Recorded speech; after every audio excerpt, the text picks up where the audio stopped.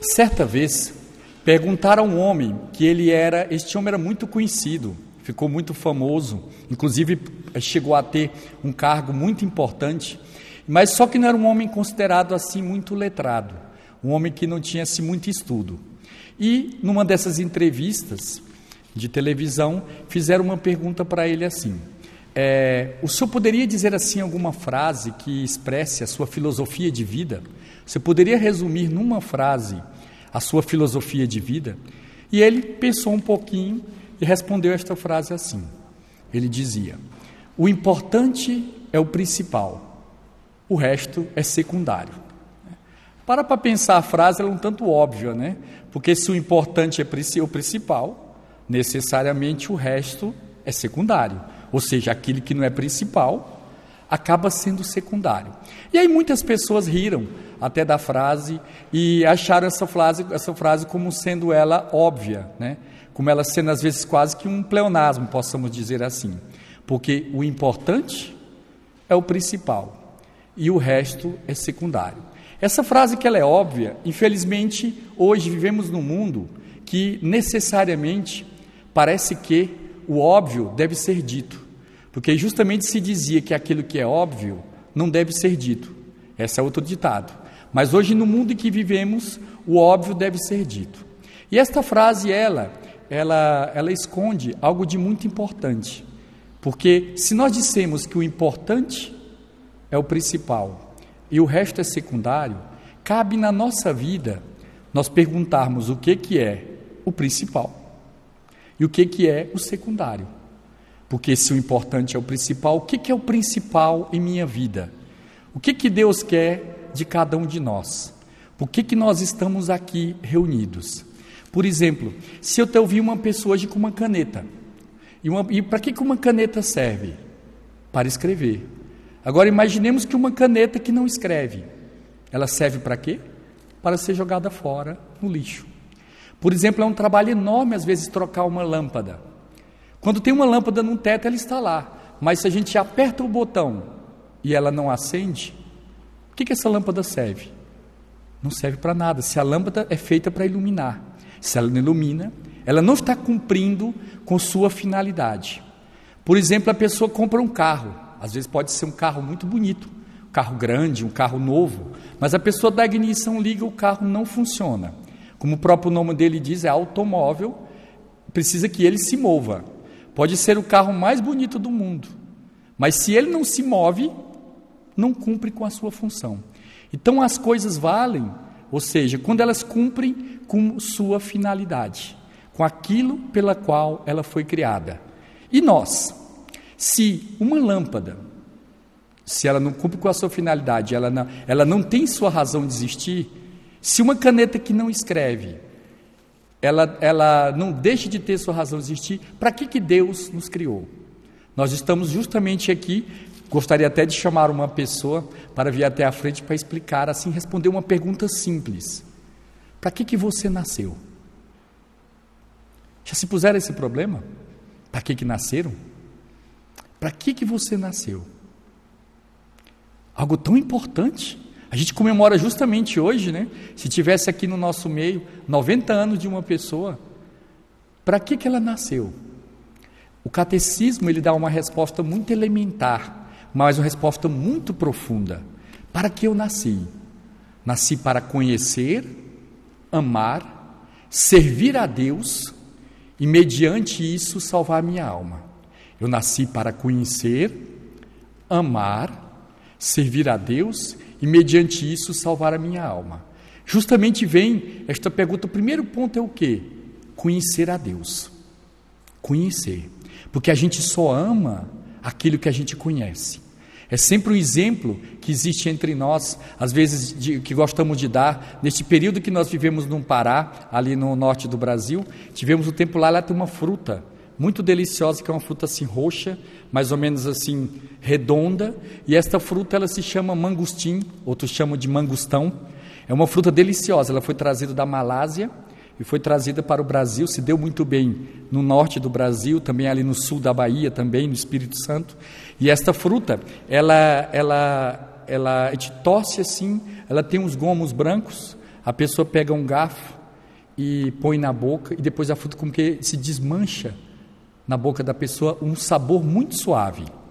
E aí eu pergunto aqui, quem conhece essa fruta aqui? Boa parte, só poucos que conhecem. Para quem não conhece, eu pergunto, ontem sentiram o desejo de comer essa fruta? Quem sentiu o desejo de comer ontem? Mas se eu pergunto hoje, se eu tivesse aqui, todos sentiam por quê?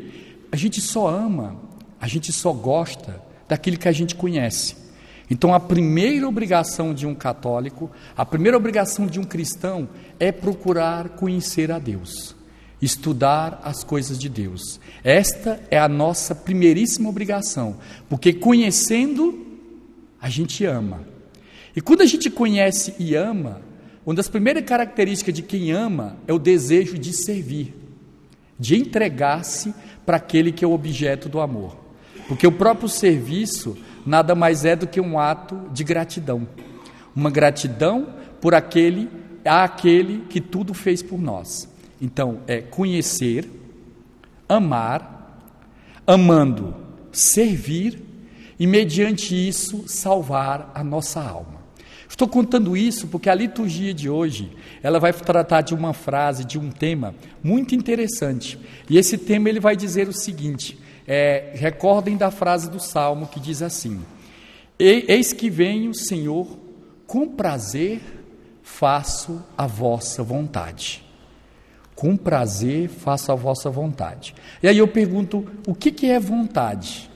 Todo mundo, desde criança, já ouve falar assim, por que você fez tal coisa? Eu estava com vontade. Né? Por que você pegou tal coisa? Eu estava com vontade e peguei. Mas o que a liturgia vai dizer? Que nós não somos chamados a necessariamente fazer a nossa vontade. Nós somos chamados a fazer o quê? A vontade de Deus. Que a nossa vontade seja a vontade de Deus. E aí vem uma frase de qual é a vontade de Deus, qual é o querer de Deus. Porque nós devemos saber que nós humanos temos 3 potências, 3 forças dentro da nossa alma, dentro de nós. A primeira é a inteligência. A inteligência diz assim, eu entendo tal coisa. O coração é a outra força, a que é o querer, é a vontade. O coração ele é a sede, é o lugar da vontade. E o terceiro é o sentimento. E aí são as 3 potências da alma: inteligência, vontade e sensibilidade. E como é que deve ser? Nós devemos nos guiar primeiramente pela inteligência, que é ela que deve mandar. A vontade deve indicar. E a sensibilidade que deve ser a última de todas essas potências da alma. E hoje não. O que acontece? Aquilo que é mais baixo parece que manda naquilo que é mais alto. As pessoas hoje tomam o querer e o seu próprio querer como sendo a razão de tudo. E o nosso querer não é a razão de tudo. O que deve ser o nosso querer? O nosso querer deve ser o querer de Deus. O que eu quero? Eu quero aquilo que Deus quer. E por isso que quando a gente até certo tempo atrás, é uma coisa que a gente deve manter, cada um de nós, é justamente este comentário. Uma pessoa pergunta, fulana, você vai para tal lugar semana que vem? A pessoa diz, eu vou se Deus quiser. Não é isso? Você vai agora, por exemplo, você vai fazer aniversário da próxima semana? Se Deus quiser, sim. Você vai, por exemplo, agora tentar construir sua casa ou se dirigir a fazer tal viagem? Ela diz, se Deus quiser, sim. A pessoa sempre vai submeter o seu desejo ao desejo de Deus. Isso é que caracteriza os santos. Os santos são aqueles que puseram o seu próprio desejo nas mãos de Deus. E Deus é que vai querer por eles. Por exemplo, São Francisco Xavier. São Francisco Xavier, ele é o padroeiro também, o apóstolo das missões, um dos padroeiros apóstolos da evangelização. Ele era um santo espanhol. E aí uma vez, Santo Inácio de Loyola, que fez o apostolado com ele, Santo Inácio de Loyola na universidade, na Sorbonne, chegou e sempre ficava repetindo para ele uma frase. Uma frase que tem a ligação com aquela primeira frase que nós dissemos. Ele dizia assim: de que vale ganhar o mundo inteiro se vier a perder tua alma? Ele ficava só repetindo esta frase: de que vale ganhar o mundo inteiro e vier a perder tua alma? Repetiu tantas e tantas vezes que São Francisco Xavier um dia se dobrou, converteu e foi fazer o apostolado na Índia. E tinha uma coisa que São Francisco Xavier tinha pavor: não era o querer dele. Duas coisas, eu vou contar uma e a outra ainda é pior que a primeira. Bastava ele entrar num barco que ele tinha enjoo. Quem já passou, por exemplo, por isso, né? Inclusive acho que em inglês é seasick, né? É o que quer dizer assim, é uma doença do mar, a pessoa fica mareado, como a gente diz. Ele entrava num barco, ele já começava a ter enjoo. E ele foi mandado em missão para a Índia. Só que recordem que uma viagem durava às vezes 3 meses. Agora você imagine uma pessoa que tem enjoo e fazer uma viagem de navio, e não eram os transatlânticos, eram navios que pareciam cascas de nós, né? Pequenos, num mar agitado, que durava 3 meses. Foram 3 meses de intenso sacrifício, 3 meses de intenso sofrimento. Por quê? Porque ele cumpria com esta frase que está aqui no Salmo: eu vim fazer com prazer a vossa vontade, Senhor. Eu fico feliz, não quando estou cumprindo o que eu estou querendo, mas aquilo que Deus quer de mim.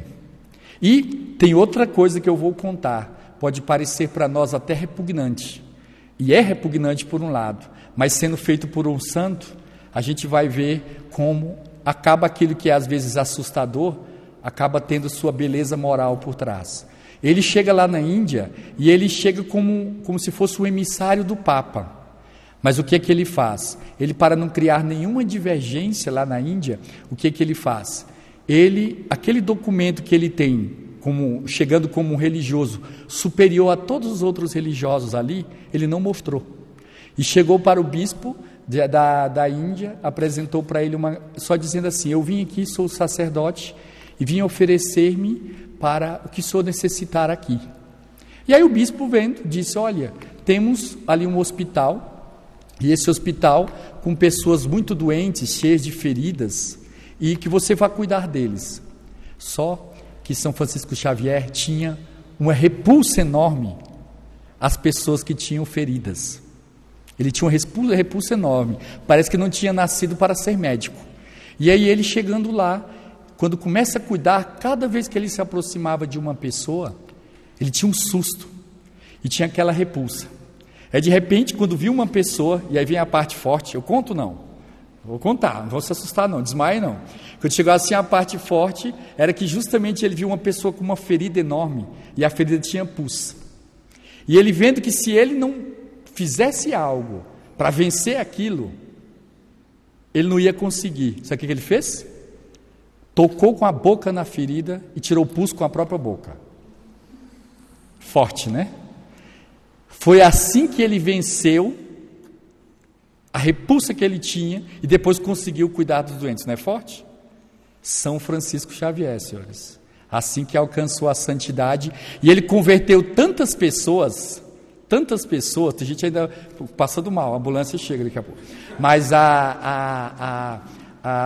ele converteu tantas pessoas que o braço dele cansou de tanto batizar as pessoas. E aí por isso que a frase vem dizer: eu vim fazer com prazer a vossa vontade, Senhor. Podemos narrar diversos fatos deste fazer com prazer a vontade de Deus. Certa vez, uma freira, tocando nesse mesmo ponto, uma freira também que foi para a Índia. Hoje é o dia de lembrar os fatos dos santos que estão na Índia. Esta freira foi para a Índia, ela é de uma família muito rica dos Estados Unidos. E ela foi para a Índia também cuidar de um hospital de pessoas com diversos tipos de doenças, um hospital muito carente, muito pobre lá na Índia. E ela foi. E aí um dia, uma das primas dela, que eram colegas de infância, eram primas, visitando a Índia, quis visitar a prima que era religiosa. E aí esta prima vendo A religiosa no meio daquelas pessoas, no meio daquelas doenças, no meio às vezes daquele sofrimento, e vendo ela cuidando com carinho daquelas pessoas, e recordando a infância das duas meninas ricas, que viviam no luxo, e hoje aquela religiosa ali no meio dos pobres. E aí esta prima rica, que morava nos Estados Unidos, depois que terminou ali a visita ao hospital com a religiosa que era freira, com a freira que era prima dela, disse o seguinte: minha prima falou assim, nem por $1 milhão eu faria o que você faz. Aí ela voltou para a prima e disse, eu também não. Nem por $1 milhão eu faria o que eu faço. Ou seja, não tem dinheiro que pague este sacrifício, que é justamente às vezes nós irmos contra a nossa vontade para seguir a vontade de Deus, né? Uma santa do século XX justamente conta esse fato, que ela contou por outro lado, que era um religioso, ela era fundadora de uma ordem religiosa, e um religioso chegou para ela dizendo assim, falando para a superiora, ele era religioso e ele queria e gostava de cuidar de leprosos. Ele gostava de cuidar de leprosos. E aí chegou para a superiora dele e disse assim, eu sinto que a vontade de Deus para mim é que eu cuide dos leprosos. E a superiora foi e mandou para ele trabalhar numa parte administrativa da ordem religiosa. E ele chegou para a superiora e disse, mas superior, eu sinto que Deus quer de mim que eu cuide dos leprosos, e é o que eu gosto de fazer. Aí ela falou, sim, se você está dizendo que é o que você sente, qual é a garantia que você tem que esta é a vontade de Deus e não a sua?